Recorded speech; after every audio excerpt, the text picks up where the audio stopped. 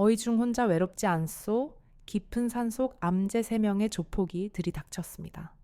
그들의 비릿한 웃음소리가 고요한 산사를 덮쳤습니다. 선두에 선 남자는 정미선 곧 정혜 스님을 비열하게 훑어보며 말했습니다. 스님 치고는 몸매가 괜찮네. 밤에 무서우면 우리한테 연락해. 우리가 지켜줄게. 조롱 섞인 말들이 오고 갔습니다. 정미선 스님은 두 눈을 감고 고개를 저었습니다. 하지만 그들의 도발은 멈추지 않았습니다. 왜 그래? 그냥 친해지고 싶은 건데. 한 남자가 정미선 스님의 팔을 잡으려 했습니다. 그녀는 피하려 했지만 그의 손은 끈질기게 따라왔습니다. 그 순간 정미선 스님의 눈빛이 차갑게 변했습니다. 그녀의 몸은 반사적으로 움직였습니다. 10여 년간 잠들어 있던 본능이 깨어나는 듯 했습니다. 남자의 손을 피해 손날로 그의 목젖을 가격했습니다. 남자는 숨이 막혀 컥컥거렸습니다. 인연이 다른 한 명이 쇠파이프를 들고 달려들었습니다. 정미선 스님은 재빨리 몸을 돌려 그의 공격을 피하고 그의 팔을 꺾었습니다. 쇠파이프는 허공을 가르며 땅에 떨어졌습니다. 남자는 비명을 질렀습니다. 불과 2분 뒤 3명의 조폭은 모두 땅바닥에 나뒹굴고 있었습니다. 그들은 신음하며 정미선 스님을 믿을 수 없다는 표정으로 바라봤습니다. 저 아줌마 정체가 뭐야? 그들은 중얼거렸습니다. 정미선 스님은 떨리는 손으로 자신의 손을 바라봤습니다. 오랜 수행으로 억눌러 왔던 과거의 습관이 되살아난 것에 대해 깊은 고통을 느꼈습니다. 그녀는 폭력을 거부하고 자비로운 마음을 기르려 했지만 한순간에 모든 것이 무너진 것 같았습니다. 다시는 오지 마십시오. 또 오면 가만두지 않겠습니다. 그녀의 목소리에는 경고와 함께 깊은 자책감이 담겨 있었습니다. 정미선 스님이 그들을 제압한 후 암제는 다시 고요함이 찾아왔습니다. 하지만 그 고요함은 오래가지 않았습니다. 이튿날 오후 훨씬 더 많은 사람들의 발걸음 소리가 들려왔습니다. 검은 세단 3대가 좁은 산길을 헤치고 암자 앞에 멈춰 섰습니다. 차문이 열리고 말끔한 양복을 입은 남자들이 하나둘 내렸습니다. 마지막으로 뒷좌석에서 한 남자가 천천히 내렸습니다. 깡패 두목 김태영이었습니다. 그는 정미선 스님을 바라보며 묘한 감정을 느꼈습니다. 그의 눈에는 이미 낯익은 그리움이 떠올라 있었습니다. 김태영은 부하들에게 돌아가라고 손짓했습니다. 강수만 따라오고 나머지는 채서 대기해. 김태영은 부두목 이강수만 데리고 암자 마당으로 걸어 들어갔습니다. 정미선 스님은 그들을 바라봤습니다. 김태영의 얼굴이 점점 가까워질수록 그녀의 눈에는 놀라움과 혼란스러움이 뒤섞였습니다. 김태영이 정미선 스님으로부터 서너 걸음 떨어진 곳에서 멈춰 섰습니다. 그리고 그녀의 얼굴을 자세히 들여다봤습니다. 순간 김태영의 얼굴에서 모든 표정이 사라졌습니다. 그의 눈이 점점 커지더니 입이 살짝 벌어졌습니다. 마치 유령을 본 것처럼 온몸이 굳어갔습니다. 미선이 김태영이 떨리는 목소리로 중얼거렸습니다. 그 목소리에는 30년 전 젊은 청년의 애절함이 그대로 남아 있었습니다. 정미선 스님 역시 빗자루를 놓치며 뒤로 방얼음 물러섰습니다. 그녀의 얼굴에는 놀라움과 당황스러움이 뒤섞여 나타났습니다. 정말 너냐? 김태영이 한 걸음 더 다가서며 다시 물었습니다. 두 사람은 서로를 바라본 채 아무 말도 하지 못했습니다. 30년이라는 긴 세월이 한순간에 무너져 내리는 듯 했습니다. 암자 마당에는 바람소리만이 조용히 스쳐갔고 멀리서 새 한 마리가 울어댔습니다. 김태영의 눈에는 믿을 수 없다는 표정과 함께 오래된 그리움이 떠올랐습니다. 정미선 스님은 여전히 말을 잇지 못한 채 그저 김태영을 바라볼 뿐이었습니다. 김태영은 옆에 있던 이강수에게 이야기했습니다. 너희들은 모두 돌아가라. 내가 처리하고 돌아갈 테니. 이강수는 둘 사이에 뭔가 이상한 기류를 감지했지만 두목의 명령에 따라 다시 차로 돌아갔습니다. 검은 세단 2대가 천천히 산길을 내려가며 사라졌고 암제는 다시 고요함이 찾아왔습니다.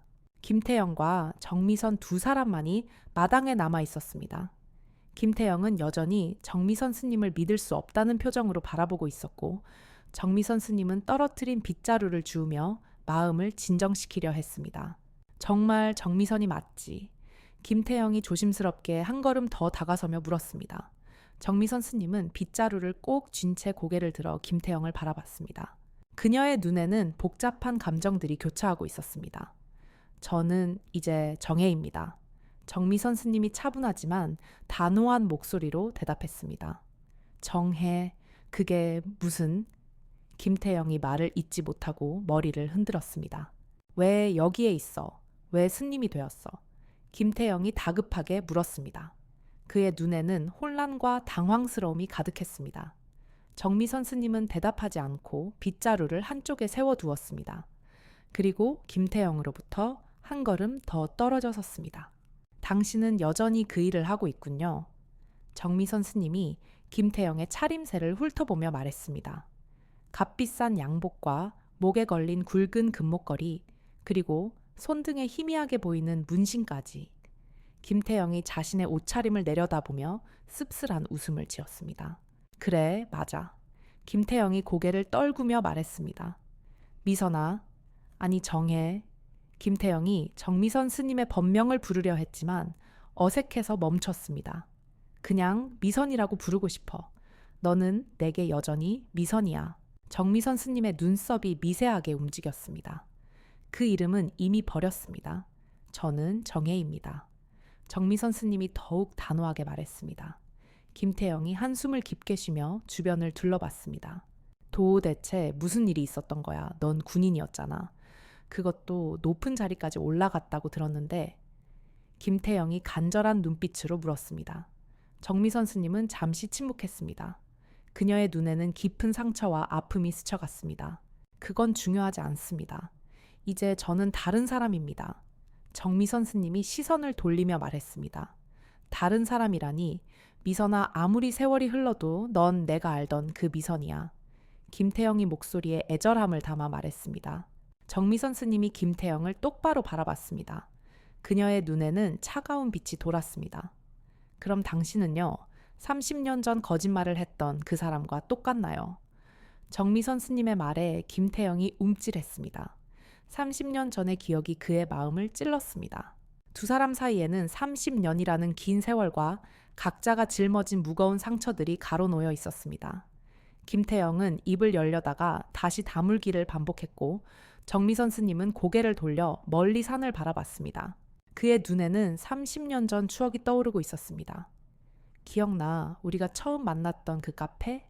내가 군복을 입고 있었는데 너무 멋있어 보여서 한참 바라봤어. 김태영이 쓸쓸한 미소를 지으며 말했습니다. 정미선 스님의 손이 미세하게 떨렸지만 여전히 침묵을 지켰습니다. 그때 넌 24살이었고 나는 26살이었지. 너는 새로 임관한 소위였고 나는... 김태영이 말을 멈추고 고개를 숙였습니다. 정미선 스님이 김태영을 바라봤습니다. 그녀의 눈에는 30년 전의 실망감과 배신감이 되살아나고 있었습니다. 당신은 평범한 직장인이라고 했었죠.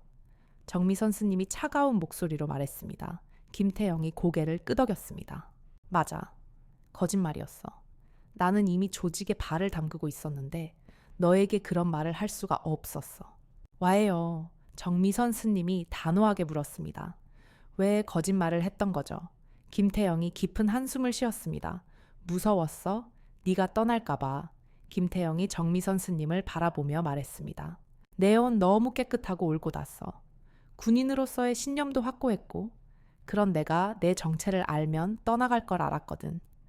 정미선 스님은 김태영의 말을 듣고 있었지만 표정은 여전히 차가웠습니다. 그래서 6개월이나 속인 건가요? 그녀의 목소리에는 실망과 분노가 뒤섞여 있었습니다. 미안해. 정말 미안해. 김태영이 고개를 떨구며 말했습니다. 나도 그만두려고 했어. 너와 만나면서 다른 삶을 살고 싶다는 생각을 했거든. 그는 말을 잇지 못했습니다. 하지만 그러지 않았죠. 정미선 스님이 김태영의 말을 끊었습니다. 그리고 제가 진실을 알게 되었을 때도 끝까지 변명만 했죠. 김태영의 얼굴이 창백해졌습니다. 정미선 스님의 눈에 잠시 흔들림이 지나갔지만 곧 다시 차분해졌습니다. 그래서 저는 그 후로 다시는 누구도 믿지 않기로 했고 오직 일에만 매달렸어요. 그녀는 단조로운 목소리로 말했습니다. 김태영이 정미선 스님을 바라봤습니다. 그의 눈에는 깊은 후회와 죄책감이 가득했습니다. 미선아, 나는 이제 그만 가세요. 정미선 스님이 김태영의 말을 끊으며 돌아섰습니다. 저는 이미 모든 것을 내려놓았어요. 과거도, 미련도, 그리고 그때의 저도. 정미선 스님이 법당 쪽으로 걸어가며 말했습니다. 김태영이 잠시 멍하니 그 자리에서 있다가 정미선 스님을 따라 법당 안으로 들어갔습니다. 법당 안은 조용했고 은은한 향내가 퍼져 있었습니다. 정미선 스님은 불상 앞에 앉아 등을 돌리고 있었습니다. 미선아, 잠깐만. 대체 그동안 무슨 일이 있었던 거야?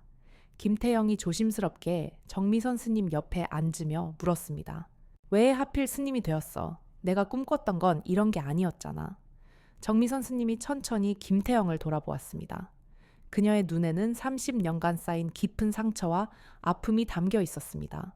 정미선 스님이 깊은 한숨을 쉬며 잠시 망설였습니다. 그리고 마침내 입을 열었습니다. 사실 많은 일이 있었어요. 그녀는 먼 곳을 바라보는 듯한 눈빛으로 말했습니다. 30년 전 24살의 정미선, 소희는 부대 숙소 침대에 누워 천장을 바라보고 있었습니다. 김태영과 헤어진 지 일주일이 지났지만 여전히 가슴 한구석이 텅 빈 것 같았습니다. 창밖으로는 봄비가 내리고 있었고 빗소리가 그녀의 마음처럼 쓸쓸하게 들렸습니다. 미선아, 밥 먹으러 가자. 동기인 정수연, 소희가 문을 열고 들어왔습니다. 난 괜찮아. 먼저 가. 미선이 고개를 돌리지도 않고 대답했습니다. 또 안 먹을 거야. 그 남자 때문에 이러는 거지. 헤어진 거 잘한 거야. 군인이 건달이랑 사귈 수는 없잖아. 수연이 걱정스러운 목소리로 말했습니다. 미선이 벌떡 일어나 수연을 노려봤습니다. 왜 사실이잖아. 내가 틀린 말했어. 수연이 어깨를 으쓱하며 말했습니다. 미선은 다시 침대에 누워 벽을 바라봤습니다. 수연의 말이 맞다는 것을 알고 있었지만 마음의 상처는 쉽게 아물지 않았습니다. 미선아, 이러지 말고 훈련에나 집중해. 다음 달에 인사평가도 있잖아. 수연이 다정한 목소리로 달랬습니다. 그래. 미선이 짧게 대답했습니다. 며칠 후 미선은 거울 앞에 서서 자신의 모습을 바라봤습니다. 야윈 얼굴과 핏기 없는 입술, 그리고 깊어진 눈 및 그늘. 다시는 이런 바보 같은 짓은 안 할 거야. 미선이 거울 속 자신에게 중얼거렸습니다. 그날부터 미선은 완전히 달라졌습니다. 연애에는 관심을 끊고 오직 군인으로서의 임무에만 매달렸습니다. 새벽 체력 단련도 가장 먼저 나갔고 전술 공부도 가장 늦게까지 했습니다. 박소희, 너무 무리하지 마. 훈련 중 선임이 걱정스럽게 말했습니다. 전 괜찮습니다. 미선이 땀을 닦으며 단호하게 대답했습니다. 몇 달 후 미선은 동기들 중 최우수 성적을 받았습니다. 축하해, 미선아. 역시 내가 1등 할 줄 알았어. 수연이 기뻐하며 말했습니다. 고마워. 미선이 덤덤하게 대답했습니다. 하지만 그녀의 마음에는 성취감보다는 공허함이 더 컸습니다. 그날 밤 미선은 홀로 부대 뒷산에 올라가 도시의 야경을 바라봤습니다. 반짝이는 불빛들 사이 어딘가에 김태영이 있을 것이라는 생각이 들었지만 곧 고개를 저었습니다. 이제는 다 상관없어. 나는 나만의 길을 갈 거야. 미선이 주먹을 꽉 쥐며 다짐했습니다. 3년 후 27살이 된 정미선 대위는 포병대대로 전속 발령을 받았습니다. 그녀는 이미 동기들 사이에서 엘리트 장교로 소문이 자자했습니다. 냉철한 판단력과 완벽한 업무 처리로 상급자들의 신뢰를 받고 있었습니다. 새로 부임한 첫날 미선은 대대장실 앞에서 보고를 위해 기다리고 있었습니다. 문이 열리고 온화한 인상의 중령이 나왔습니다. 박지훈 중령이었습니다. 정미선 대위, 박중령이 따뜻한 미소를 지으며 물었습니다. 네, 그렇습니다. 미선이 차렷 자세로 격려했습니다. 전임 부대에서 소문이 자자하던데 모범 장교라고. 박중령이 미선을 사무실로 안내하며 말했습니다. 미선은 박중령의 사무실에 들어서며 주변을 둘러봤습니다. 책장에는 군사학 서적들과 함께 문학책들이 함께 꽂혀 있었고 책상 위에는 어린아이의 사진이 놓여 있었습니다. 안 깨나. 커피 뭘로 줄까? 박중령이 친근하게 말했습니다. 감사하지만 괜찮습니다. 미선이 꼿꼿하게 앉으며 대답했습니다. 박중령은 미선의 경직된 모습을 보며 잠시 그녀를 관찰했습니다. 정대위, 뭘 그렇게 긴장해 긴장 풀어. 박중령이 부드러운 목소리로 말했습니다. 네, 알겠습니다. 미선이 여전히 딱딱하게 대답했습니다. 몇 주가 지나면서 박중령은 미선의 특별함을 더욱 느끼게 되었습니다. 그녀는 맡은 업무를 완벽하게 처리했고 부하들을 이끄는 리더십도 뛰어났습니다.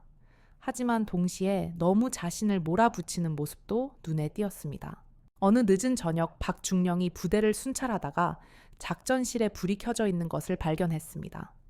들어가 보니 미선이 혼자 지도를 펼쳐놓고 전술 연구를 하고 있었습니다. 정대위 아직도 일하고 있나? 박중령이 놀라며 물었습니다. 네, 다음 주 훈련 계획을 점검하고 있었습니다. 미선이 일어나며 격려했습니다. 벌써 밤 11시가 넘었어. 쉬엄쉬엄 해. 박중령이 걱정스럽게 말했습니다. 전 괜찮습니다. 좀 더 완벽하게 준비하고 싶습니다. 미선이 다시 지도 앞에 앉으며 말했습니다. 박중령이 미선 옆에 의자를 가져다 놓고 앉았습니다. 정대위, 잠시 이야기 좀 할까? 미선이 고개를 들어 박중령을 바라봤습니다. 너무 자신을 몰아붙이지 마. 군인도 사람이야. 박중령이 아버지 같은 목소리로 말했습니다. 저는 제가 할 수 있는 최선을 다하고 싶습니다. 미선이 딱딱하게 대답했습니다. 최선과 무리는 다른 거야. 조금 여유를 가져도 돼. 박중령이 따뜻하게 말했습니다. 미선의 눈에 잠시 흔들림이 지나갔지만 곧 다시 굳어졌습니다. 저에게는 이 길밖에 없습니다. 다른 선택지는 없습니다. 미선이 단호하게 말했습니다. 박중령은 미선의 말에서 깊은 상처를 느꼈습니다. 박중령은 이 후배가 무엇 때문에 이토록 자신을 몰아붙이는지 궁금했지만 더 이상 묻지 않았습니다. 10여 년 후 40살이 된 정미선 소령은 이미 군내에서 주목받는 인물이 되어 있었습니다. 여군으로서는 이례적으로 빠른 진급을 거듭하며 중령 진급을 눈앞에 두고 있었습니다. 동기들보다 훨씬 앞서 나가고 있었습니다. 그녀의 사무실 벽에는 각종 표창장과 우수부대 인증서들이 빼곡히 걸려 있었습니다. 미선은 책상에 앉아 중령 진급을 위한 인사 규정을 검토하고 있었습니다. 그녀의 얼굴은 10년 전보다 더욱 냉정하고 날카로워져 있었습니다. 소령님, 회의 준비 완료되었습니다. 후배 장교가 들어와 보고했습니다. 5분 후에 시작할게. 미선이 서류를 정리하며 말했습니다. 회의실에는 부하 장교들이 긴장한 채 앉아 있었습니다. 미선이 들어서자 모두 일어나 격려했습니다. 앉으십시오. 이번 달 훈련 실적부터 보고해 보세요. 미선이 차가운 목소리로 말했습니다. 1중대 훈련 성적이 기준에 미달했습니다. 한 대위가 조심스럽게 보고했습니다. 미달 이유가 뭡니까? 미선의 눈빛이 더욱 차가워졌습니다. 사병들의 체력이 부족해서 변명하지 마십시오. 지휘관의 능력 부족입니다. 미선이 단호하게 말했습니다. 다음 주까지 다시 훈련해서 기준에 맞추세요. 안 되면 보직 변경도 검토하겠습니다. 대위의 얼굴이 창백해졌습니다. 회의가 끝난 후 부하 장교들이 복대서 불만이 가득한 목소리로 수군거렸습니다. 정소령, 요즘 왜 저러지 진급 때문에 그런가? 근데 좀 오버 아니냐? 진급에 눈이 멀어서 맛이 가버린 것 같아. 아니, 저번에 보니까 노트에 무슨 여군 최초 사단장 이런 게 적혀 있더라고. 아, 진짜 정신 나갔네. 무슨 여군이 사단장이야? 야씨, 조용히 해. 들으면 우리 뒤진다고. 그날 저녁 미선은 후배 장교들이 자신을 뒷담화하는지도 모르는 채 혼자 남아 다음 달 훈련 계획을 수정하고 있었습니다. 모든 항목을 더 엄격하게, 더 완벽하게 만들려고 했습니다. 그때 휴대폰이 울렸습니다. 7년 전 전역한 박중령이었습니다. 이미 전역한 그였지만 여전히 미선을 챙기고 있었습니다. 네네, 선배님 안녕하세요. 잘 지내시죠? 미선이 반갑게 인사하며 전화를 받았습니다. 그럭저럭 지내고 있어. 전역 후 생활이 생각보다 여유롭더라고. 박중령이 웃으며 말했습니다. 그런데 너는 어떻게 지내고 있니? 소령 달고 나서 많이 바쁘다고 들었는데. 네, 바쁘긴 하지만 보람있게 지내고 있습니다. 미선이 대답했습니다. 중령 진급 준비는 어떻게 되어가고 있어? 박중령이 관심 있게 물었습니다. 열심히 하고 있습니다. 꼭 여군 최초 사단장이 되고 싶어요. 미선의 목소리에 강한 의지가 담겨 있었습니다. 사단장까지 야망이 크구나. 그래, 너라면 충분히 할 수 있을 거야. 박중령의 목소리가 밝아졌습니다. 아, 그리고 우리 주희가 말이야. 아, 주희 잘 지내죠? 잘 지내지. 벌써 중학생이야. 박중령이 기특하다는 듯 말했습니다. 얘가 자네를 엄청 동경하나 봐. 자네처럼 멋진 여군이 되고 싶대. 혹시라도 나중에 부대에서 만나면 잘 좀 챙겨줘. 박중령이 농담처럼 허허 웃으며 말했습니다. 미선이 잠시 미소를 지었습니다. 아, 그렇습니까? 만약 진짜 만나면 제가 잘 챙기겠습니다. 에이, 뭐 설마 만나기야 하겠어. 그냥 하는 소리지. 박중령이 웃으며 말했습니다. 그럼 몸 조심하고 가끔 연락하자. 나중에 별 달았다고 생까지 말고. 아유, 선배님, 장난도 참. 선배님도 건강하시고 잘 지내세요. 전화를 끊은 후 미선은 잠시 흐뭇한 미소를 지었습니다.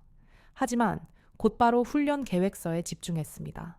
12년 후 52살이 된 정미선 소장은 마침내 여군 최초 사단장에 임명되었습니다. 임명식 날 수많은 언론이 몰려들었고 그녀는 군 역사를 새로 쓴 인물로 주목받았습니다. 사단장실에는 축하와 환들이 가득했고 각종 언론 인터뷰 요청도 쏟아졌습니다. 축하드립니다, 사단장님. 정말 대단한 성취입니다. 부사단장이 축하 인사를 건넸습니다. 감사합니다. 하지만 이제 시작입니다. 미선이 차분하게 대답했습니다. 사단장 집무실에 혼자 남은 미선은 벽에 걸린 거울 앞에 섰습니다. 별 2개가 달린 계급장이 어깨에서 빛나고 있었습니다. 하지만 그녀의 얼굴에는 만족감보다 더 큰 욕망이 떠올라 있었습니다. 이제 군단장도 가능해. 미선이 혼자 중얼거렸습니다. 아니, 합참의장까지도 꿈이 아닐 수도 있어. 그녀의 눈에는 더 높은 곳을 향한 야망이 불타오르고 있었습니다. 며칠 후 미선은 국방부에서 열린 고급 간부 회의에 참석했습니다. 회의가 끝난 후 복도에서 선배 장성들의 대화를 우연히 들었습니다. 요즘 여군들 진급이 빨라졌어. 그래도 군단 장급까지는 힘들 거야. 3스타는 뭐 아무나 다나. 남녀를 떠나서 사실 2스타도 대단한 거지. 미선은 그 말을 듣고 깊은 생각에 잠겼습니다. 단순히 모범적인 부대 운영만으로는 더 이상의 진급이 어려울 것 같았습니다. 사단으로 돌아온 미선은 참모들을 불러 모았습니다. 우리 사단이 단기간에 큰 성과를 올릴 수 있는 방법이 없을까요?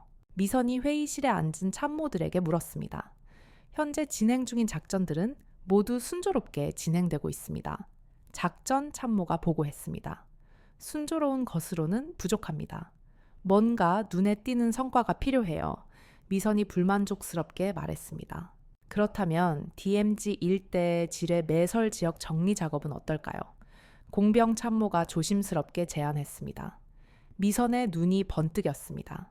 현재 다른 사단들도 진행하고 있는 작업인데 속도가 느린 편입니다. 얼마나 느린가요? 월 평균 1헥타르 정도 정리하고 있습니다. 공병 참모가 자료를 보며 말했습니다. 미선이 계산기를 두드려 보았습니다. 만약 우리가 3배 빠른 속도로 진행한다면 그렇게 되면 다른 사단들보다 훨씬 좋은 성과를 낼 수 있겠지만 공병 참모가 말을 망설였습니다. 하지만 뭔가요? 미선이 날카롭게 물었습니다. 안전상의 문제가 있을 수 있습니다. 지뢰 제거는 신중하게 해야 하는 작업이라서 신중함과 효율성은 양립할 수 있습니다. 정확한 계획만 있으면 되죠. 미선이 단호하게 말했습니다. 하지만 혹시라도 사고가 나면 사고는 일어나지 않습니다. 우리가 완벽하게 계획해서 진행할 테니까요. 미선이 참모의 말을 끊었습니다. 회의가 끝난 후 참모들은 복돼서 걱정스럽게 대화를 나누었습니다. 사단장님이 너무 성급하신 것 같아. 지뢰 제거를 그렇게 서두르면 위험하다고. 하지만 미선의 결심은 이미 굳어져 있었습니다. 그녀는 사단 장실에서 혼자 지도를 펼쳐놓고 작전 계획을 세우기 시작했습니다. 3개월 안에 다른 사단의 1년치 성과를 내면 분명 주목받을 거야. 미선이 지도에 빨간 펜으로 표시를 하며 중얼거렸습니다. 그녀의 눈에는 오직 성과와 진급만이 보였습니다. 부하들의 안전보다는 자신의 실적이 더 중요했고 위험성보다는 성공 가능성에만 집중했습니다. 그날 밤 늦게까지 미선은 완벽해 보이는 작전 계획을 완성했습니다. 하지만 그 계획에는 치명적인 허점이 있었습니다. 안전수칙을 지나치게 간소화했고 작업 속도를 무리하게 높였던 것입니다. 다음 주 DMZ 일대 현장에는 이른 새벽부터 공병들이 집결해 있었습니다. 차가운 바람이 불어와 작업복에 깃을 스치고 지나갔습니다. 공병들의 얼굴에는 긴장감이 역력했고 평소보다 무거운 분위기가 감돌았습니다. 현장 지휘소에 정미선 사단장이 도착했습니다. 그녀는 완벽하게 다림질된 전투복을 입고 있었고 어깨에 별 2개가 새벽 햇살에 반짝였습니다. 현장 상황을 보고하십시오. 미선이 작전 현장을 둘러보며 말했습니다. 사단장님, 오늘 작업 구역은 특히 위험합니다. 좀 더 신중하게 접근하는 것이 좋을 것 같습니다. 공병 대대장이 조심스럽게 건의했습니다. 신중함도 좋지만 계획대로 진행해야 합니다. 다른 사단보다 빠른 속도를 유지해야 해요. 미선이 단호하게 대답했습니다. 하지만 안전수칙을 간소화하기에는 안전수칙은 이미 충분히 검토했습니다. 미선이 대대장의 말을 끊었습니다. 현장에서는 박지훈 전 중령의 딸 박주희 소위를 포함한 병력들이 장비를 점검하고 있었습니다. 주인은 정미선을 롤모델로 삼아 항상 의욕이 넘치고 모든 일에 솔선수범하는 소대장이었습니다. 소대장님, 오늘 작업이 좀 빡셀 것 같습니다. 옆에 있던 김하사가 걱정스럽게 말했습니다. 사단장님이 직접 지시하신 작전이니까 최선을 다해야지. 주희가 장비를 마지막으로 점검하며 말했습니다. 그래도 무리한 것 같아요. 보통 하루에 10개씩 처리하던 걸 30개씩 하라니. 명령은 명령이야. 걱정하지 말고 조심히 하면 돼. 주희가 김하사의 어깨를 두드리며 격려했습니다. 미선이 작업 현장으로 다가와 공병들을 둘러봤습니다. 오늘 작업으로 우리 사단이 다른 사단들의 모범이 될 것입니다. 모두 최선을 다해 주십시오. 미선이 간부들에게 말했습니다. 네, 사단장님. 공병들이 일제히 대답했습니다. 주희가 미선에게 다가와 격려했습니다. 사단장님 1소대는 준비 완료되었습니다. 박, 소희 아버지는 잘 지내시지? 미선이 잠시 개인적인 말을 건넸습니다. 네, 잘 지내십니다. 아버지께서 사단장님 안부를 자주 물어보십니다. 주희가 밝게 웃으며 대답했습니다. 오늘 작업이 끝나면 한번 인사드리러 가야겠네. 미선이 따뜻하게 말했습니다. 아버지께서 정말 좋아하실 겁니다. 주희가 기뻐하며 말했습니다. 작업이 시작되었습니다. 평소보다 3배나 빠른 속도로 진행되는 작업에 공병들은 긴장할 수밖에 없었습니다. 하지만 사단장의 직접 지시라는 압박감 때문에 아무도 속도를 늦추자고 말하지 못했습니다. 오전 10시경 작업이 한창 진행될 때였습니다. 소대장님, 여기 탐지기 반응이 이상합니다. 병사 한 명이 주희에게 말했습니다. 잠깐만 내가 확인해 볼게. 장교는 누구보다 솔선수범해야 한다고 항상 말한 주희였기에 직접 확인해야겠다고 생각했습니다. 주희가 조심스럽게 탐지기를 들고 다가갔습니다. 같은 시간 미선은 지휘소에서 작업 진행 상황을 점검하고 있었습니다. 현재 진행률이 계획보다 약간 느린 것 같은데요. 참모가 보고했습니다. 좀 더 속도를 내도록 지시하십시오. 미선이 시계를 보며 말했습니다. 사단장님, 하지만 현장에서는 계획대로 진행하라고 전달하세요. 미선이 단호하게 말했습니다. 현장에서는 주희가 의심스러운 지점을 더 자세히 조사하고 있었습니다. 평소 같으면 더 신중하게 접근했겠지만 속도에 대한 압박감 때문에 서둘러 진행할 수밖에 없었습니다. 1소대장 빨리 진행해 뒤쪽 팀들이 기다리고 있어. 뒤에서 중대장이 재촉했습니다. 주희가 마지막 확인을 위해 한 발 더 다가서는 순간이었습니다. 땅속에 묻혀있던 오래된 지뢰가 갑자기 폭발했습니다. 굉음과 함께 흙먼지가 치솟았고 현장은 순식간에 아수라장이 되었습니다. 누군가 절규하는 소리가 들렸습니다. 미선이 지휘소에서 뛰어나와 현장으로 달려갔습니다. 폭발 지점 주변에는 흙먼지가 아직 가라앉지 않은 채 떠다니고 있었습니다. 무슨 상황입니까? 미선이 현장 지휘관에게 물었습니다. 박주희 소위와 병사 한 명이 폭발에 휘말렸습니다. 지휘관이 다급하게 보고했습니다. 미선의 얼굴이 창백해졌습니다. 폭발 지점에서는 공병들이 잔해를 치우며 생존자를 찾고 있었습니다. 잠시 후 한 공병이 무언가를 발견하고 소리쳤습니다. 여기 있습니다. 미선이 달려가 보니 주희와 동료가 땅에 쓰러져 있었습니다. 두 사람 모두 심각한 부상을 입은 상태였고 이미 의식을 잃은 상태였습니다. 의무병 빨리, 미선이 절규했습니다. 의무병들이 달려와 응급처치를 시작했지만 상황은 절망적이었습니다. 의무병이 주희를 흔들며 불렀지만 아무 반응이 없었습니다. 미선이 주희 옆에 무릎을 꿇고 앉았습니다. 그녀의 얼굴은 흙먼지로 뒤덮여 있었지만 여전히 어린아이 같은 모습이 남아 있었습니다. 주희야, 주희야. 미선이 떨리는 목소리로 그녀의 이름을 불렀습니다. 급히 병원으로 이송되었지만 이미 너무 늦었습니다. 미선의 온몸에서 힘이 빠졌습니다. 그녀는 주희의 군번줄을 집어들고 오랫동안 바라봤습니다. 1시간 후 박중령이 병원에 도착했습니다. 주희야, 내 딸 어디 있어? 박중령이 다급하게 물었습니다. 미선이 천천히 일어나 박중령 앞에 섰습니다. 그녀의 얼굴은 눈물과 흙먼지로 얼룩져 있었습니다. 선배님, 죄송합니다. 미선이 무릎을 꿇으며 고개를 숙였습니다. 그럴 리가 없어. 박중령이 중얼거렸습니다. 잠시 후 박중령이 미선을 바라봤습니다. 그의 눈에는 혼란과 절망이 가득했습니다. 정말 죄송합니다. 모두 제 탓입니다. 제가 무리해서.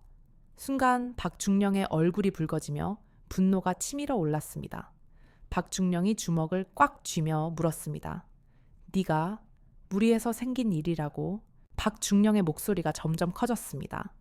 널 믿고 따르던 아이였는데 내가 우리 주희를. 박중령의 분노가 절망으로 바뀌어갔습니다. 그는 복도 의자에 주저앉으며 두 손으로 얼굴을 가렸습니다. 병원 복도에 있던 사람들이 모두 이쪽을 바라봤습니다. 미선은 죄송하다는 말만 계속 거듭하고 있었습니다. 한참 후 박중령이 천천히 고개를 들어 미선을 바라봤습니다. 아무리 분노를 가라앉히려 해도 분노는 가라앉지 않았고 점점 더 깊은 실망과 배신감이 자리를 잡아가고 있었습니다. 정미선. 박중령이 차가운 목소리로 말했습니다. 진급이 그렇게 중요했나 부대원들의 목숨까지 맞바꿀 만큼. 박중령은 붉어진 눈으로 미선을 바라보며 계속 말했습니다. 네가 그딴 식으로 그 자리까지는 갔겠지만 넌 지휘관으로도 인간으로도 자격 미달이다. 그 말이 미선의 가슴을 깊이 찔렀습니다. 박중령의 차가운 시선과 그의 말이 미선의 영혼까지 꿰뚫는 것 같았습니다. 미선의 눈에서 눈물이 멈추지 않고 흘러내렸습니다. 30년간 추구해온 모든 것들이 한순간에 무너져 내리는 느낌이었습니다. 미선의 긴 고백이 끝나자 암제는 깊은 침묵이 흘렀습니다. 김태영은 평상에 앉은 채 고개를 숙이고 있었고 미선은 법당 앞에 서서 멀리 산을 바라보고 있었습니다. 그 아이는 날 믿었어요. 미선이 울먹거리는 목소리로 중얼거렸습니다. 끝까지 날 믿고 따랐던 거예요. 위험하다는 걸 알면서도. 미선의 눈에서 눈물이 흘러내렸습니다. 김태영이 천천히 고개를 들어 미선을 바라봤습니다. 그의 얼굴에는 깊은 슬픔과 이해의 빛이 어려 있었습니다. 갑자기 김태영의 머릿속에 10년 전 기억이 생생하게 되살아났습니다. 17살 소년 민수의 얼굴이 선명하게 떠올랐습니다. 김태영이 벌떡 일어나며 미선을 바라봤습니다. 나도 날 믿었던 애를 죽게 만들었지. 김태영이 떨리는 목소리로 고백했습니다. 미선이 놀라며 김태영을 돌아봤습니다. 민수라는 17살이었어. 가출해서 갈 곳 없던 그 애를 내가 불러들였어. 김태영이 주먹을 꽉 쥐며 계속 말했습니다. 돈이 급해서 위험한 심부름을 시켰지. 경찰들이 추격해 왔는데도 그 애는 나를 배신하지 않았어. 김태영의 목소리가 점점 작아졌습니다. 마지막에 트럭에 치여서 병원에 누워있을 때도 나를 보며 웃더라고. 형님, 저 잘했죠? 라고. 김태영이 고개를 떨구며 주저앉았습니다. 미선이 김태영에게 다가가 그의 앞에 앉았습니다. 두 사람의 눈에는 똑같은 죄책감과 아픔이 담겨 있었습니다. 그 애도 끝까지 나를 믿었어. 형님이라고 부르면서 김태영이 두 손으로 얼굴을 가리며 말했습니다.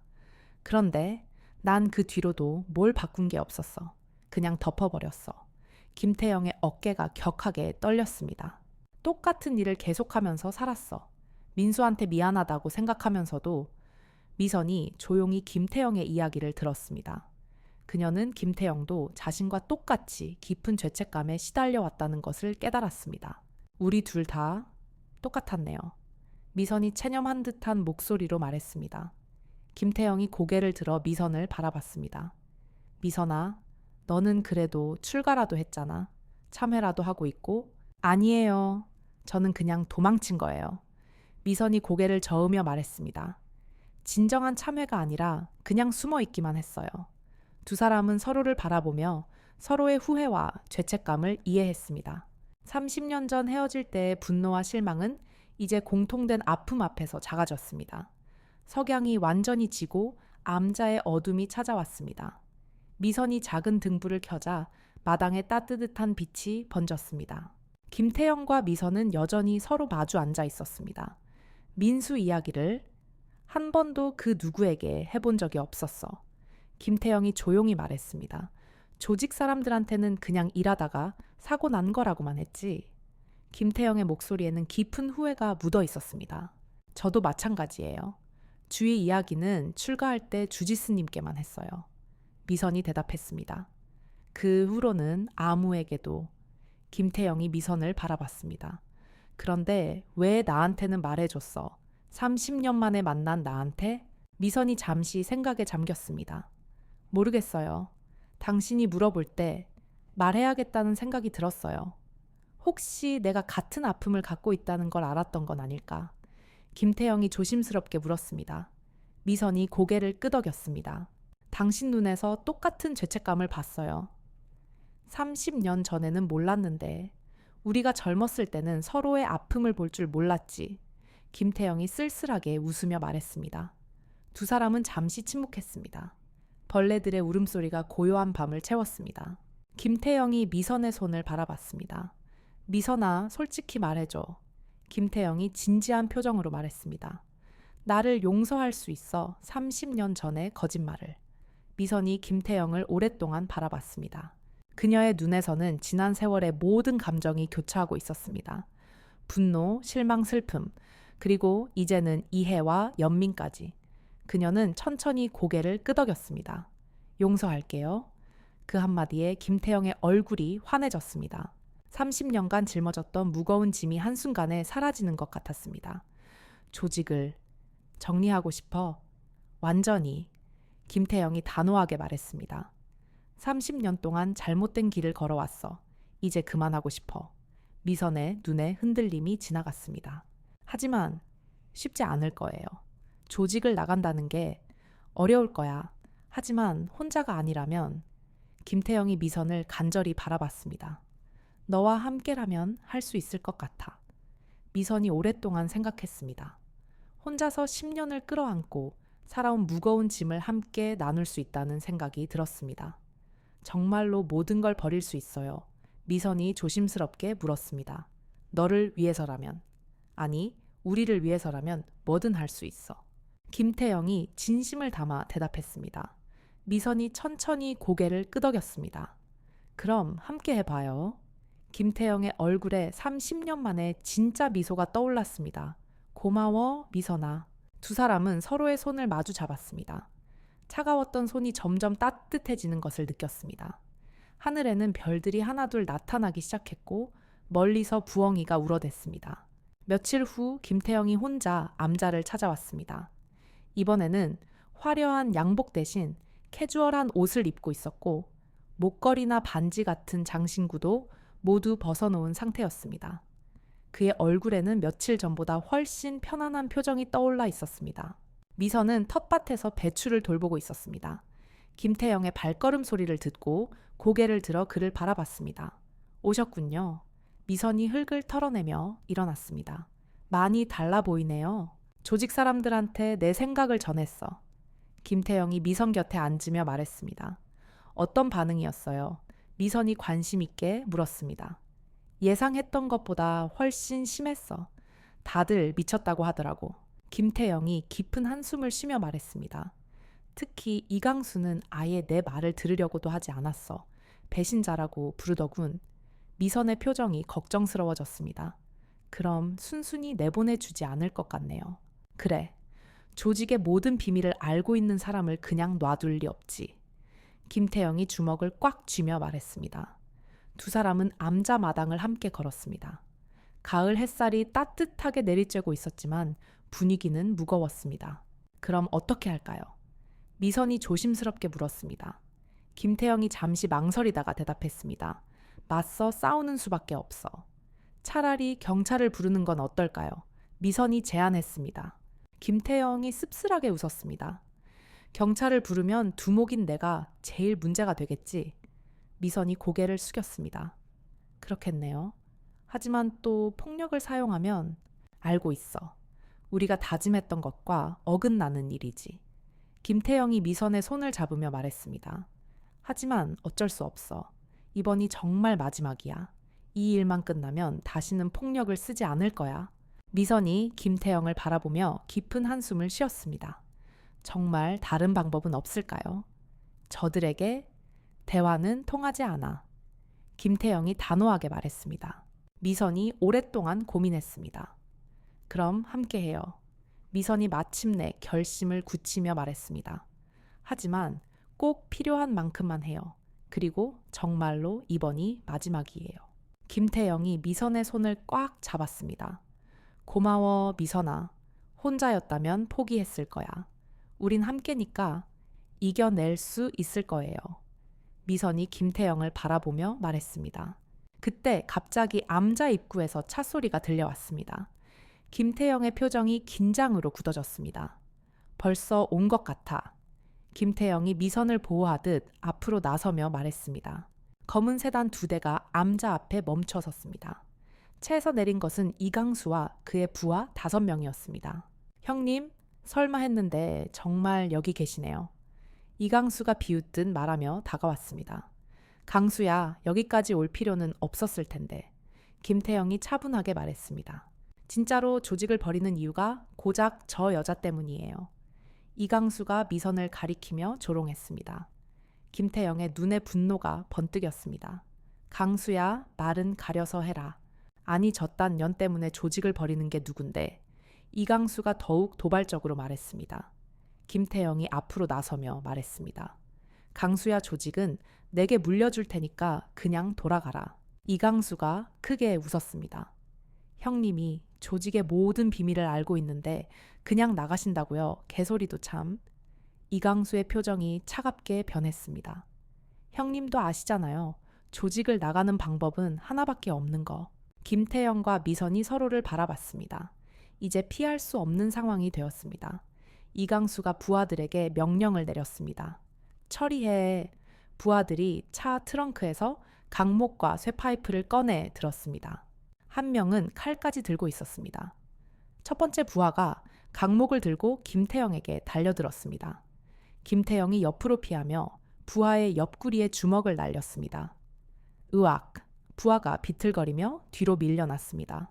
두 번째 부하가 쇠파이프를 휘둘러 김태영의 머리를 노렸습니다. 김태영이 팔로 막아냈지만 충격으로 팔이 저렸습니다. 김태영이 신음하며 한 걸음 뒤로 물러섰습니다. 그 순간 미선이 옆에서 두 번째 부하의 손목을 잡아 비틀고 그의 허벅지를 가격했습니다. 부하가 쇠파이프를 놓치며 무릎을 꿇었습니다. 미선이 그의 어깨를 밀어 완전히 쓰러뜨렸습니다. 하지만 세 번째 부하가 칼을 들고 미선의 등 뒤로 다가왔습니다. 뒤를 조심해. 김태영이 소리치며 달려들었습니다. 칼을 든 부하가 미선을 향해 찌르려고 했습니다. 미선이 재빨리 몸을 돌려 간신히 피했지만 칼날이 그녀의 팔을 스쳤고 피가 흘러내렸습니다. 미선이 찡그리며 상처를 확인했습니다. 김태영이 뒤에서 오른손으로는 칼 든 부하의 오른손을 꺾으면서 왼팔로는 그의 목을 꽉 껴안아 초크로 제압했습니다. 부하가 칼을 떨어뜨리며 발버둥치다가 결국 기절했습니다. 하지만 첫 번째 부하가 강목을 주워들고 다시 일어났습니다. 그는 분노에 차서 김태영의 다리를 향해 강목을 휘둘렀습니다. 김태영이 뛰어올라 피했지만 착지하면서 균형을 잃었습니다. 부하가 기회를 놓치지 않고 강목으로 김태영의 어깨를 쳤습니다. 김태영이 고통스럽게 신음하며 한쪽 무릎을 땅에 댔습니다. 부하가 다시 강목을 들어 올리는 순간 미선이 옆에서 강목을 잡은 그의 손을 발로 찼습니다.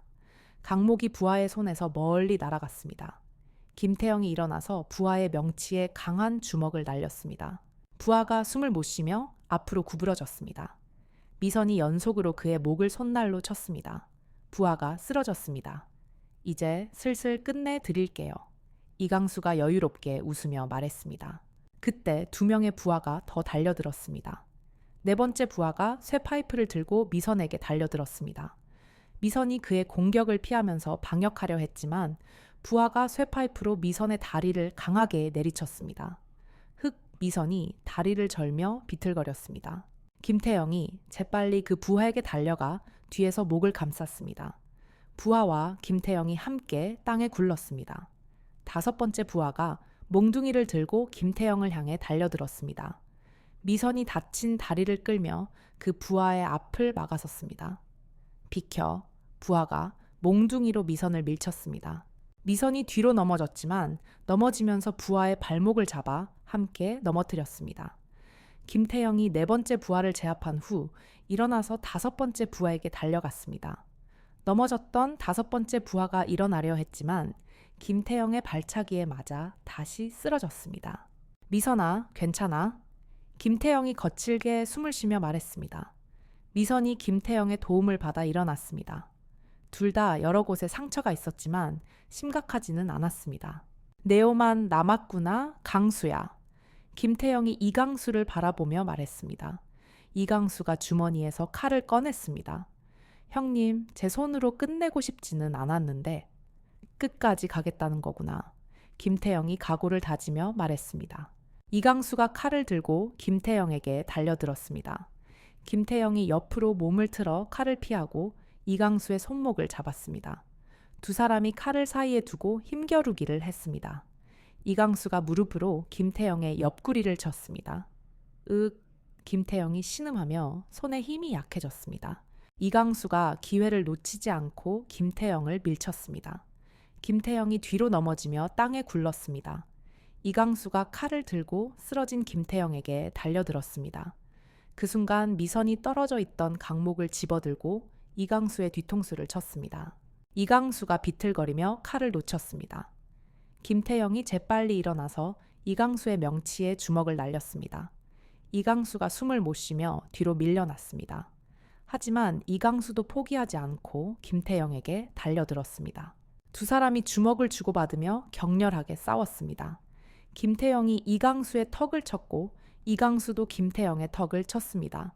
서로 비틀거리며 뒤로 물러섰습니다. 형님도 예전 같지는 않으시네요. 이강수가 입술에 흐르는 피를 닦으며 말했습니다. 내 나이가 벌써 55이야. 김태영이 주먹을 쥐며 대답했습니다. 이강수가 다시 달려들었습니다. 김태영이 그의 주먹을 살짝 옆으로 피하고 자신의 주먹으로 그의 복부를 강하게 가격했습니다. 이강수가 배를 부여잡으며 허리를 숙였고 그 순간 정미선이 체중을 실어 무릎으로 그의 얼굴을 가격했습니다. 마침내 이강수가 뒤로 쓰러졌고 김태영이 쓰러진 이강수를 제압하고 그의 목을 눌렀습니다. 강수야, 이제 그만하자. 김태영이 쓰러진 이강수를 내려다보며 말했습니다. 나도 너희를 찾거나 피해주지 않는다고 약속하마. 너도 더 이상 날 찾지 마라. 이강수는 아무 말 없이 고개를 돌린 후 살짝 고개를 끄덕였습니다. 그제서야 김태영은 이강수의 목을 놔주고 일어났습니다. 누워있던 부하들이 비틀거리며 조금씩 멀어져 갔고 그중 2명이 절뚝거리면서 이강수를 부축했습니다. 그렇게 이강수와 부하들은 모두 차를 타고 암자를 떠났습니다. 김태영과 미선은 한동안 말없이 서 있었습니다. 정말 끝났네요. 미선이 조용히 말했습니다. 그래, 이제 정말 끝났어.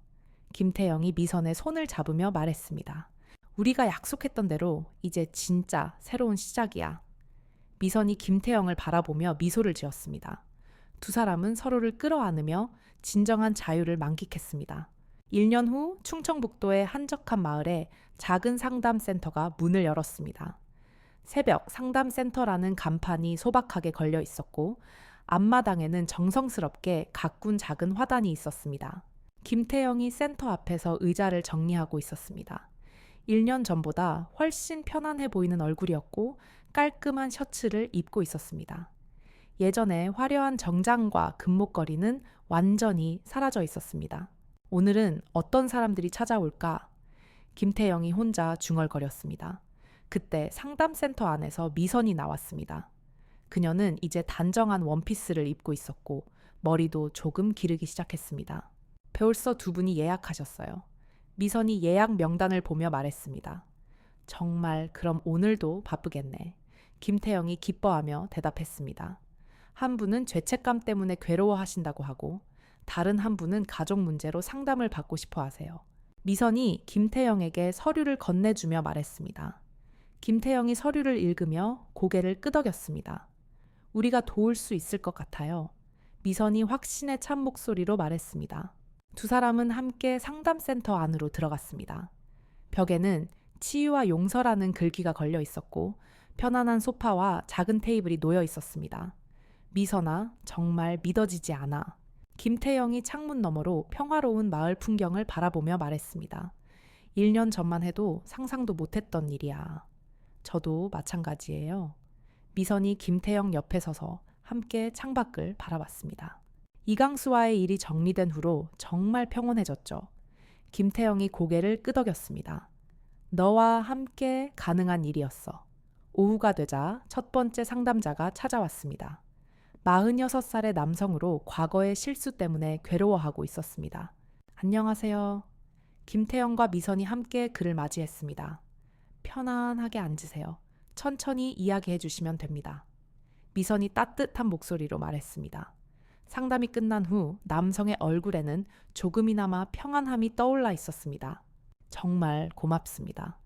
오랜만에 마음이 조금 가벼워진 것 같아요. 남성이 감사 인사를 하며 돌아갔습니다. 우리가 정말 도움이 되는 것 같아. 김태영이 뿌듯해하며 말했습니다. 당연하죠.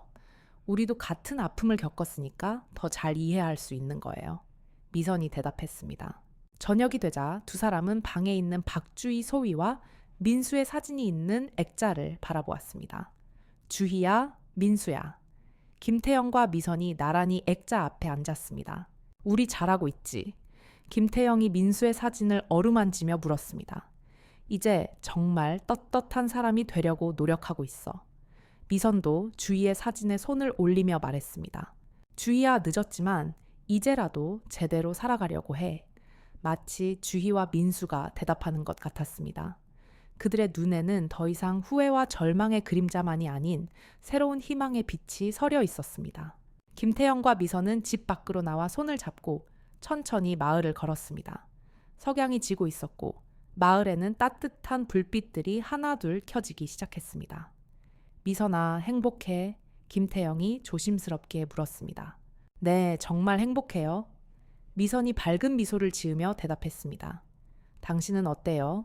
나도 정말 행복해. 처음으로 잘 살고 있다는 느낌이야. 김태영이 하늘을 올려다보며 말했습니다. 그들은 서로의 상처를 이해하고 치유할 수 있을 만큼 성숙해진 것을 느꼈습니다. 미선이 김태영의 팔짱을 끼며 말했습니다. 서로의 아픔을 보듬어 줄 수 있는 건 우리가 같은 길을 걸었기 때문이겠죠. 두 사람은 마을 끝까지 걸어가며 대화를 나누었습니다. 앞으로도 함께 상처받은 사람들을 돕고 서로를 사랑하며 살아가겠다는 약속을 했습니다. 밤이 깊어지자 별들이 나타나기 시작했고 멀리서 마을 사람들의 웃음소리가 들려왔습니다. 김태영과 미선은 그 소리를 들으며 행복한 미소를 지었습니다.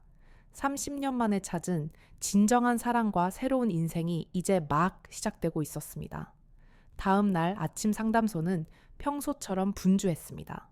이강수도 검은 옷 대신 깔끔한 티셔츠를 입고 그들을 돕고 있었습니다. 김태영이 그에게 물었습니다. 강수야, 이제 좀 마음이 편해.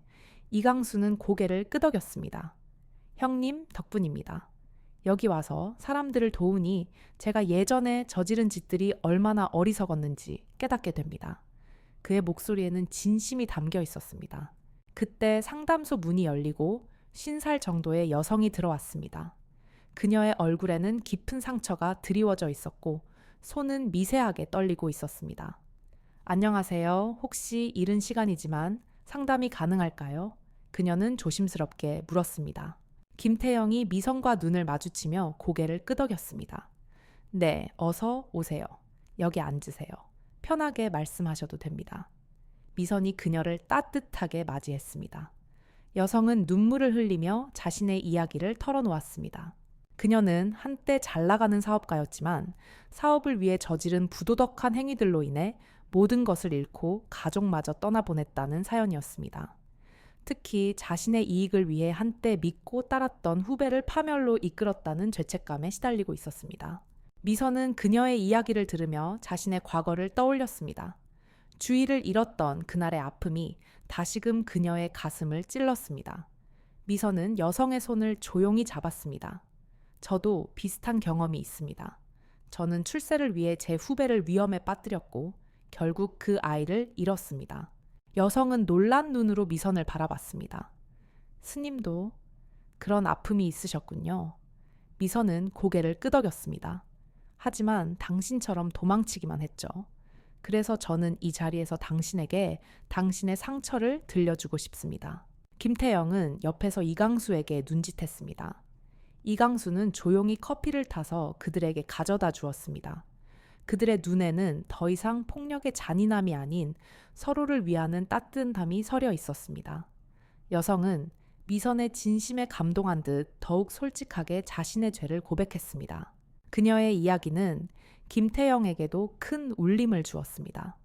그는 자신 역시 조직의 이익을 위해 수많은 사람들의 인생을 망쳤다는 사실을 다시 한번 깨달았습니다. 그들은 여성의 이야기를 끝까지 들어주고 그녀에게 조언을 해주었습니다. 여성의 이야기는 계속해서 이어졌습니다.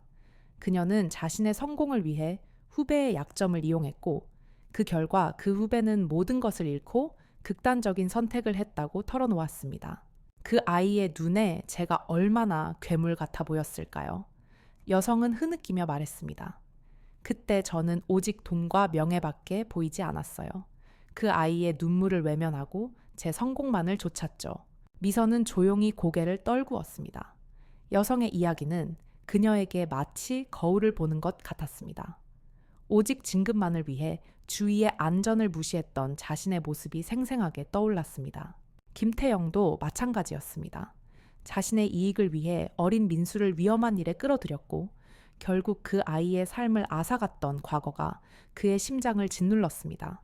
그들은 같은 종류의 죄책감에 시달리고 있었습니다. 상담소에는 무거운 침묵이 흘렀습니다. 미선이 조용히 입을 열었습니다. 당신의 이야기는 저희에게도 큰 가르침을 줍니다. 저희 또한 당신과 다르지 않습니다. 저희는 같은 실수를 저질렀고 그 실수의 대가를 치르고 있습니다. 김태영이 덧붙였습니다. 하지만 당신에게도 저희에게도 아직 기회가 남아 있습니다. 과거를 되돌릴 수는 없지만 미래를 바꿀 수는 있습니다. 그 아이들을 기리는 가장 좋은 방법은 저희처럼 새로운 삶을 사는 것입니다. 여성은 그들의 진심 어린 말에 고개를 들었습니다. 그녀의 눈에는 아직 슬픔이 남아 있었지만 아주 작은 희망의 불씨가 피어오르는 듯했습니다. 그녀는 조용히 자리에서 일어났습니다. 정말 감사합니다. 이제 어떻게 해야 할지 조금은 알 것 같아요. 여성은 다시금 그들에게 깊이 고개 숙여 인사했습니다. 그녀의 발걸음은 상담소에 들어올 때보다 훨씬 가벼워 보였습니다. 여성이 떠난 후 이강수가 그들에게 다가왔습니다. 그는 조심스럽게 물었습니다. 형님, 스님, 저도 이제 어떻게 살아야 할지 알 것 같습니다. 저도 함께 할 수 있을까요? 그의 눈에는 형에 대한 존경심과 함께 새로운 삶에 대한 간절함이 담겨 있었습니다. 미선이 환한 미소로 대답했습니다. 당연하죠, 이강수 씨. 당신도 우리와 똑같은 길을 걷고 있습니다. 김태영이 이강수의 어깨를 꽉 잡았습니다. 그래, 강수야, 우리 함께 가자. 세 사람은 함께 상담소 창밖을 바라봤습니다. 해가 지고 있었고 붉은 노을이 세상을 아름답게 물들이고 있었습니다. 그들의 눈에는 더 이상 과거의 그림자가 아닌 미래에 대한 확신과 희망이 가득했습니다. 그날 저녁 세 사람은 함께 상담소에서 저녁 식사를 했습니다. 소박하지만 따뜻한 음식들이 그들의 마음을 채웠습니다. 김태영은 미선과 이강수에게 앞으로의 계획을 이야기했습니다. 우리가 가진 경험은 특별해. 누구도 쉽게 이해할 수 없는 아픔을 겪었지. 하지만 그게 바로 우리의 가장 큰 무기야. 이 아픔으로 다른 사람들을 도울 수 있어. 이강수는 고개를 끄덕였습니다. 형님, 저도 열심히 배우겠습니다. 제 과거를 속죄하고 싶습니다. 그의 눈빛은 진지하고 간절했습니다. 그는 더 이상 조직의 부두목이 아닌 새로운 삶을 갈망하는 청년이었습니다. 미선은 그런 그들의 모습을 보며 흐뭇한 미소를 지었습니다. 우리 모두에게 두 번째 기회가 온 것 같아요. 과거는 바꿀 수 없지만 남은 삶을 어떻게 살아갈지는 우리가 결정할 수 있죠. 그들의 대화는 밤늦도록 이어졌습니다. 그들은 처음으로 서로의 가장 깊은 상처를 드러내고 진정한 용서와 이해를 나누었습니다. 더 이상 숨길 것도 두려워할 것도 없었습니다. 그들의 미래는 밝게 빛나고 있었습니다. 1년 후 새벽 상담센터는 충청북도의 작은 마을을 넘어 유명해졌습니다. 전국 각지에서 상담을 받으러 오는 사람들이 늘어났고 그들의 이야기는 언론에 보도되기도 했습니다. 세 사람은 각자의 역할을 완벽하게 수행했습니다. 김태영은 사람들의 마음을 열게 하는 진정성을 보여주었고 미선은 날카로운 통찰력으로 문제를 분석하고 해결책을 제시했습니다. 이강수는 굳은 일을 마다하지 않고 묵묵히 그들을 도왔습니다. 어느 날 오후 상담소에 한 나이 든 남성이 찾아왔습니다. 그의 얼굴은 익숙했습니다. 그는 과거 미선에게 자격 미달이라고 외쳤던 박지훈 전 중령이었습니다. 그의 눈은 슬픔과 후회로 가득 차 있었습니다. 정미선 소장님, 아니 정혜수님, 제 딸아이를 보고 싶어서 왔습니다. 그는 떨리는 목소리로 말했습니다. 미선은 그를 보자마자 모든 것이 이해되었습니다. 그녀는 조용히 박중령을 상담실로 안내했습니다. 그곳에서 미선은 박중령에게 지난 모든 이야기를 털어놓았습니다. 자신의 야망 때문에 딸을 잃게 만든 죄책감, 그리고 그 죄책감을 씻기 위해 스님이 되었던 이야기까지. 박중령은 그녀의 이야기를 듣고 오열했습니다. 그는 자신의 딸이 왜 그토록 미선을 동경했는지, 그리고 그 동경이 어떻게 비극으로 이어졌는지 비로소 깨달았습니다. 그들은 서로를 부둥켜 안고 울었습니다. 그날의 아픔을 처음으로 함께 나눈 두 사람은 긴 세월 동안 억눌러 왔던 감정을 모두 쏟아냈습니다. 이제 그들은 서로에게 가해자가 아닌 상처를 치유하는 동반자가 되었습니다. 김태영과 이강수도 조용히 옆자리를 지켰습니다. 그들은 각자의 방식으로 박중령의 아픔을 공감했습니다. 그날 이후 박중령은 가끔 상담소를 찾아와 그들과 함께 차를 마시며 이야기를 나누었습니다. 그는 상담소의 작은 정원을 가꾸는 것을 도우며 삶의 새로운 의미를 찾아갔습니다. 어느 날 밤 김태영과 미선은 마을의 작은 냇가에 앉아 있었습니다. 미선아, 이제 정말로 모든 것이 제자리를 찾은 것 같아. 김태영이 미선의 손을 잡으며 말했습니다. 네, 이제야 비로소 평화가 찾아온 것 같아요. 미선은 고개를 끄덕였습니다. 그녀의 얼굴에는 깊은 평온함이 서려 있었습니다. 댓글로 여러분의 소중한 의견과 감동을 나눠주세요. 좋아요와 구독은 저희 채널에 큰 힘이 됩니다. 더 많은 분들이 이 이야기를 접할 수 있도록 주변에 공유해 주시면 감사하겠습니다. 여러분의 관심과 응원 덕분에 저희는 더 좋은 이야기로 찾아뵐 수 있습니다.